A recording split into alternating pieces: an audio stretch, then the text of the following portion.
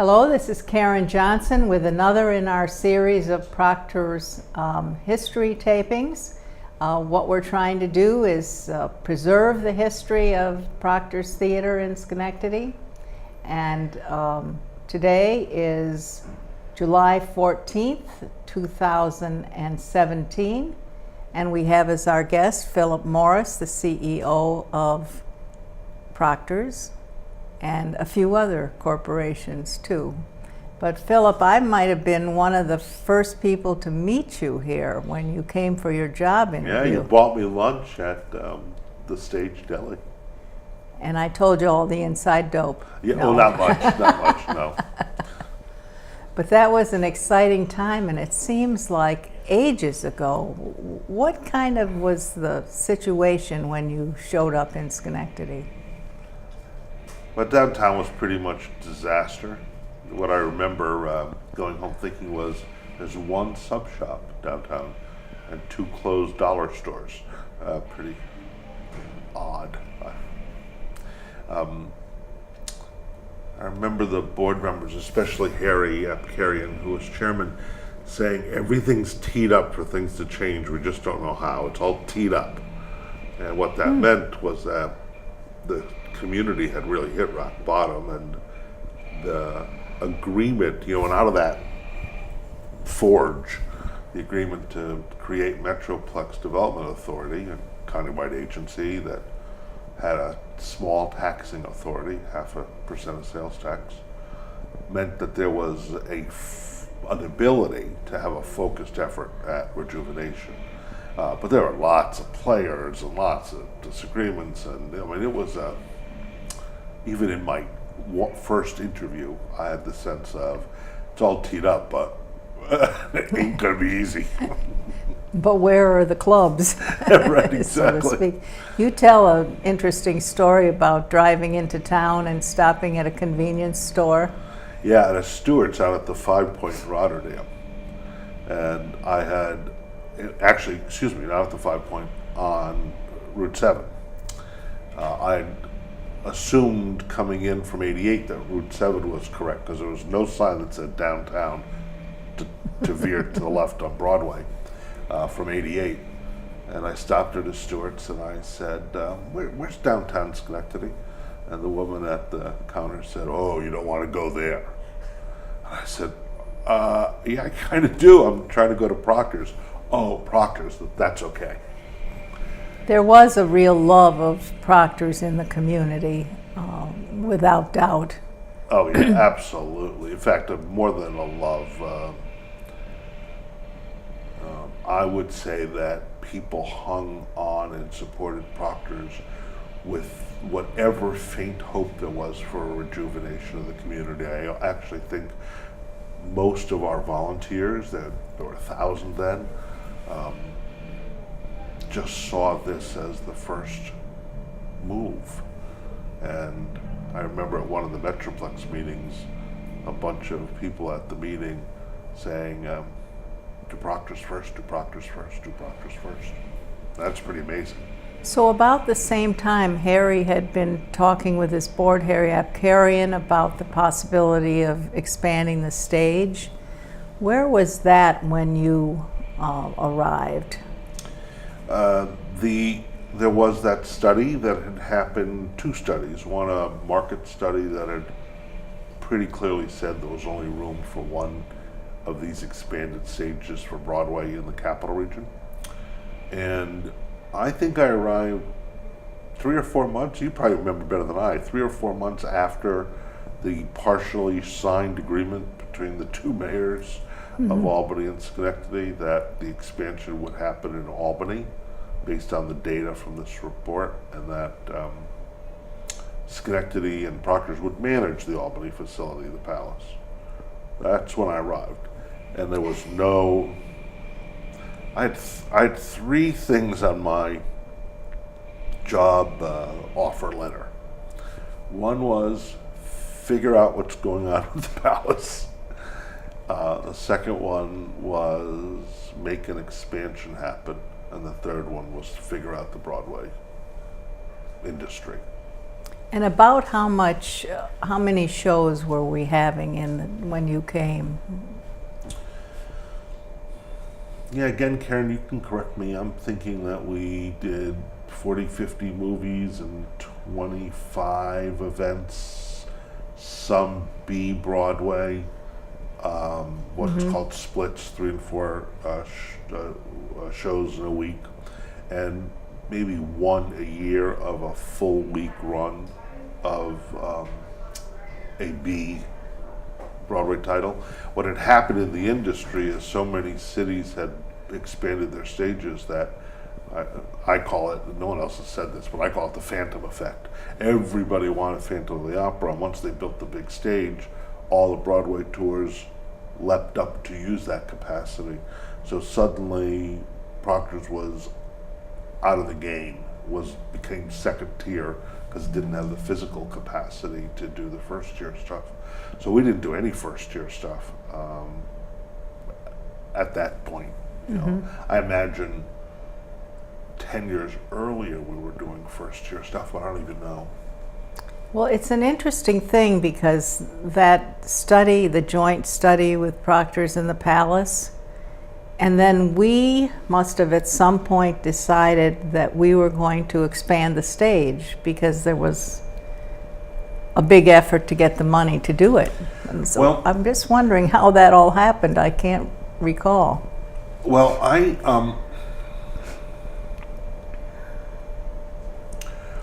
think our board was, while I was charged with figuring out the issue, our board was leaning toward, and certainly Harry was leaning toward, we're going to do something. So we started while I was still in Chautauqua County. I had accepted, and I was to arrive, I think, in February, and I was going to work 4 days a week while my family finished school and packed up, and then we were going to move in June. So that was the time frame of January through June. We started a series of just wild brainstorming sessions over at SRG. Strucker, Roth, Gilmore, who were our architects from before and stayed our architects during the renovation. And they were crazy, kind of, what do we do, and why don't we do this, why don't we do this? And actually, we have a great picture of it up on the wall next to my little desk, because Frank Gilmore had played that out enough, and we decided to spend, I think it was $250 on an artist rendering. And it's a bird's eye view of this block that would have included a movie center and an expanded stage and my sign moving here and an observatory, and it was just a crazy. Downtown culture hub. Yeah, downtown culture hub, and it was just totally pie in the sky. It's incredible to look at it today because while 25 things are not there, 50 are. And that part's pretty amazing. But in some ways, that sort of defined the character of what was possible. And as I tried to unwrap the stuff with the Palace, it was pretty clear that while there was a signed agreement, there was no agreement, and there was no willingness to even talk. So I recall at some point, before I arrived, the county, I think probably in like November of 2001 had, and this is easy to find absolutely, had made a commitment of $1 million to support an expansion. And I think about 6 or 8 months in for me, starting in March 2002, I went to the county and asked if we could spend that on soft costs, because we needed data, we needed better market analysis, we needed better architectural work, we needed a fundraising feasibility study, we needed a business plan, because the expansion was a huge deal operationally. We were a $2 million organization. And I won't forget the county's reaction, and you were a legislator then. Well, I'm not sure. That was a little before my time. Was it a little before? I remember the legislature, I must have been dealing with Bob. Bob Farley was very much Yeah, it must have been. But the legislature's response engaged. was, spend it any way you want, don't tell us it's soft costs. But in essence, we want to be part of a campaign. Right. And we know you need to spend it on data, because you can't do a campaign without data. So at the same time, we also had Arthur Cotton Moore aggregating property for a big redevelopment of this block, and he had identified Proctors as the key element to make this a success. So the work was then begun, really about, I don't know, something like September of 2002. We started the work of finding consultants and advisors and gathering data. And we also did an iWork study because we imagined that movie thing as a possibility, and the study was positive. I remember that was called White Star Consulting. Duncan Webb did our business feasibility, did a 5-year business feasibility for the expansion. SRG did the architectural work, and we hired a little bit later, I think it was probably 6 months after that, probably 2003, when we first hired the North Group, Halsey and Alice, and you worked with them as the development director to do the feasibility work, the interviews, the conversations around what was possible. And along the way, we were working with and negotiating with Metroplex for what might be a participation in a significant first downtown effort. And they ended up contributing between $9 and $10 million to the project. 9.5. So it really got you off the ground, Oh yeah. Well, all this coming I think together. that Metroplex was, what I like to say is, they're like the book The Velveteen Rabbit, and the rabbit gets rubbed so many times, the pet rabbit, that it becomes real because of love. And I think Metroplex made us real. It went from $25 million that's never going to get raised to, oh, wow, Maybe we can do this. maybe we can really do this, right? And we were chasing, and we started the investigations then for historic tax credits and how that might be used. And at the time, there were only federal ones, or no state ones, but that was a long go, all the way up to almost opening day. I think the credits got finalized in November of 2005. So I learned a lot, spent a lot of money, and did the right thing because the credits were worth $7 million to our project. But it was all those parts moving fast and changing every day and coming together.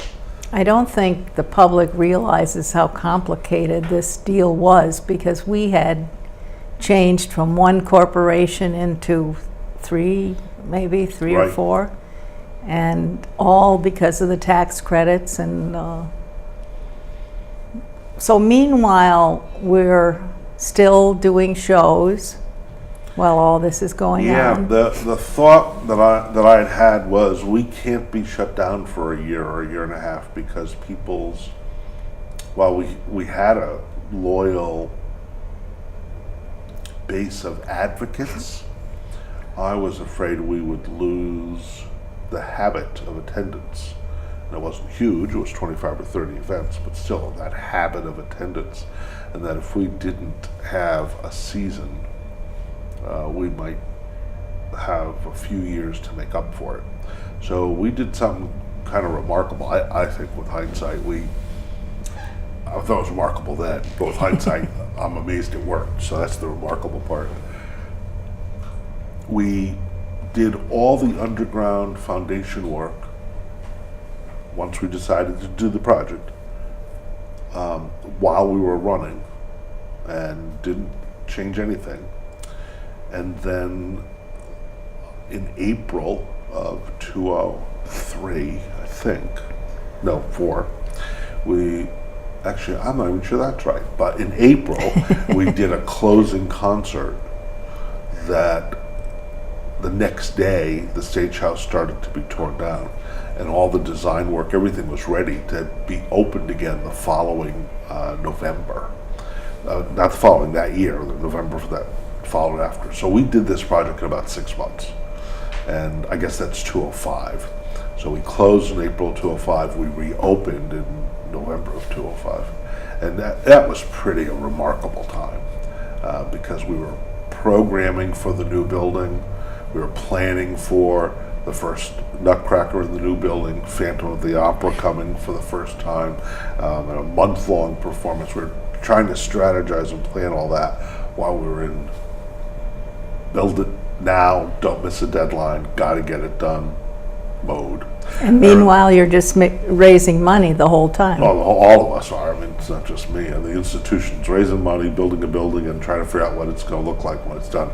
I remember really well because Tom from She, who was the supervisor for Schenectady Hardware and Electric at the time, and now is on our project for the third floor.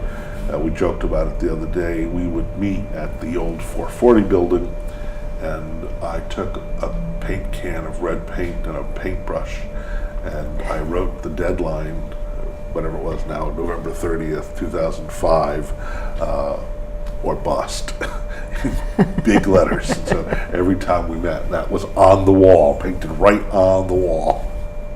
One thing I thought was very clever that happened is that you put we put a big metal piece up where the opening to the stage was, so it would protect the proscenium, but also allowed us to show movies during this. Right, we tacked the shutdown screen time right on the thing and showed movies, so we never really shut down.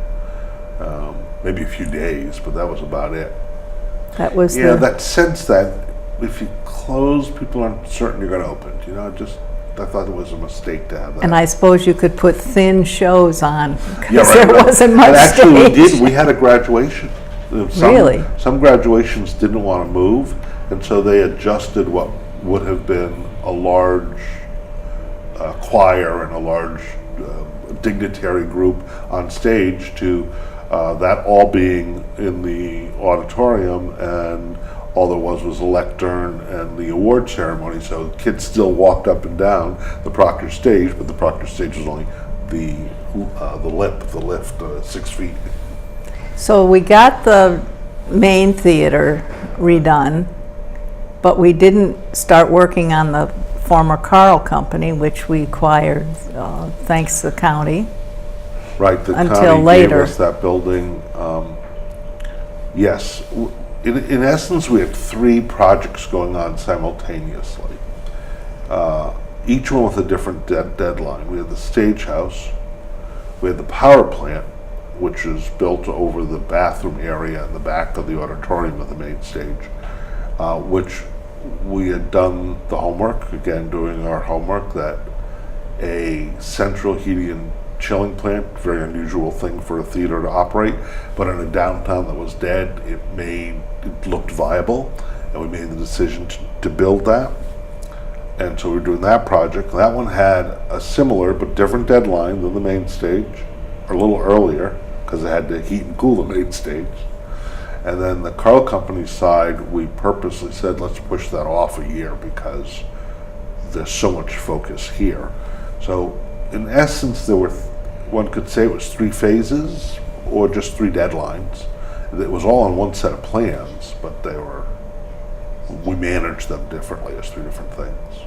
So you open up with Phantom. Yeah, and Everybody came. the community, the larger community, the whole capital region was shocked, I think. I think no one thought we could fill 4 weeks of performances. What's that? It's 88,000 seats. I think we did 80,000 of them. And people were stunned. I think people were stunned. I think we were Stunned in a good way. I think we were stunned. Well, that's great. So then on the Carl Company or A.W. Lawrence side, you had some very interesting things in that building, the what is now the GE Theater. What was your Right. vision of that? The plan was to, because the market study that White Star did for the widescreen film. Most people think of IMAX, but we decided to go with the alternative to IMAX because the technology was changing. We knew film was there, but the cost of IMAX seemed crazy because film was going to go away. And so we went with iWorks, cost a third. And for probably 5-6 years, we had widescreen, 3D, educational, largely educational, some non-educational entertainment, movies going all the time. But when we built the room, we knew it had to be flexible. So the room was built with film as first, music as second, lecture and flat floor as third, and theater dead last as our priorities. So what we did was we got a seating system that goes away in 90 seconds, so it could be one big 5,000 square foot flat room, and we have banquets and stuff on it, dances, and then all the seats can come out, and we have 430 seats for comedians, for film, for all kinds of stuff. Sounds excellent in the room, and I think that room is almost perfect. Good for you. Yeah. I mean, after using it for a decade, Right. we only have a couple of things about it that we wish were a little different, but that's all. That's amazing.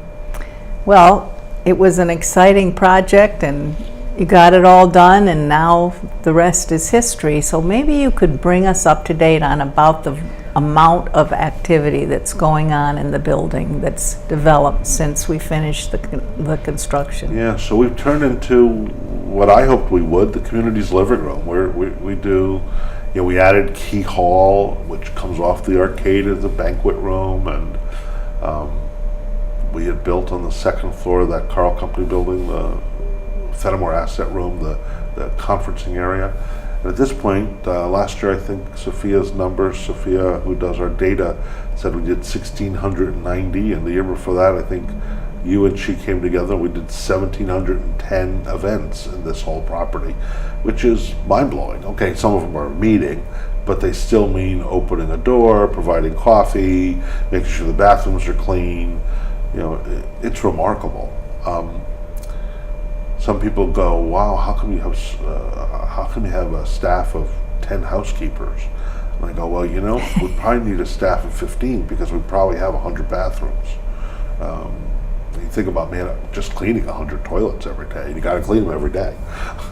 So it's quite a complex we've ended up with.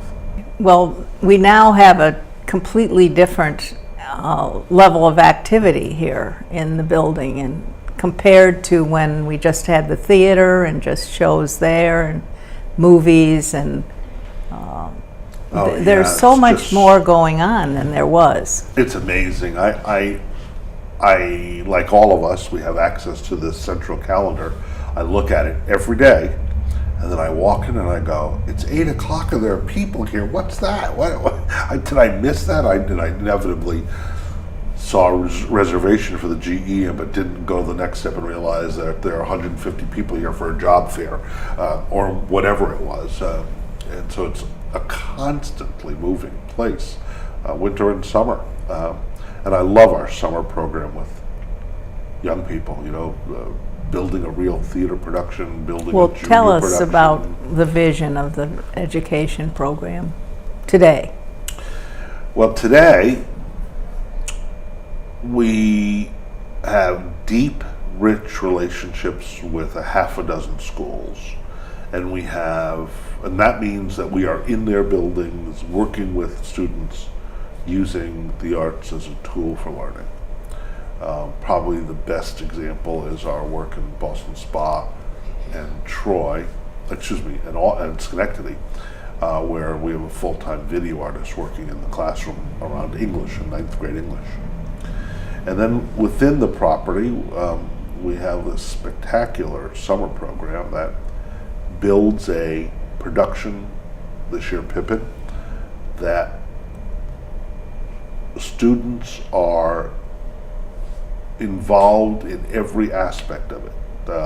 And it's not like a high school musical where it's a high school level of production. The sets are built by students with professionals. They're painted by students with professionals. Every department, just like it was a real Broadway production, has a pro at the top, lighting designers, sound designers, and the students are working right next to them, using all our equipment. I remember last year when we did our show, our first one, I was watching and there were 2 or 3 in a row sound mistakes, where the operator didn't have the right mic on at the right time.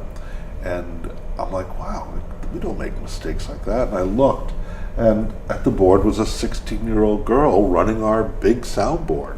Our professional was behind her, whispering in her ear, making her calm, making sure she was calm enough to catch up. She had made a mistake, and I went, oh, of course, this is exactly why we do this. So that a young person really gets the feel of what this is like and maybe decides to go into the industry, which would be great.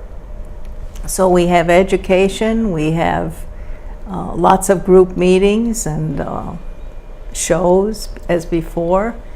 It's just a very wonderful and different place. Yeah, and we've taken the leap to think about ourselves as core to the capital region, not just to Schenectady, but to the whole capital region, where Schenectady's home. But the region is a suburb surrounded by cities, and many, if not most of our patrons don't live in Schenectady. They live in Bethlehem, they live in Loudonville, they live in Saratoga, they live in Fulton, Montgomery, they live all over the place. So we've started to think about ourselves even more differently than just this one property, and have slowly built a partnership, a subsidiary really, with CapRep, the Lord Professional Production Theater that was in Albany, that still is in Albany, but it's now really part of us. And we were invited to do a similar subsidiary relationship with Universal Preservation Hall in downtown Saratoga Springs that was dying to figure out what to do with a beautiful church that they saved but couldn't take the next leap. And we've helped them raise the money, do the feasibility work, figure out the historic tax credits, and soon we're going to be in construction. So we find ourselves, with footprints in the region, which I think is very good for us as we continue to be part of the capital region's changing economy and changing environment. I think 50 years from now, while there won't be one city, that'll probably never happen, but 50 years from now, we will end up with some level of regional government that crosses 4 counties, crosses 4 cities. It's just inevitable. And we'll be at the forefront of that. Okay, well, that's a great outline of where we were and where we're heading. And I thank you, Philip Morris, for being with us today, and I'm sure we'll have another show and find out more wonderful stories about Proctors that only you know. So I want to thank our viewers for watching this chapter in Proctor's history series, where we're trying to preserve the history of Proctors. The date today is July 14th, 2017, and we thank Philip Morris, CEO of Proctors, for being with us today. Thanks, Thank you, Philip. Karen.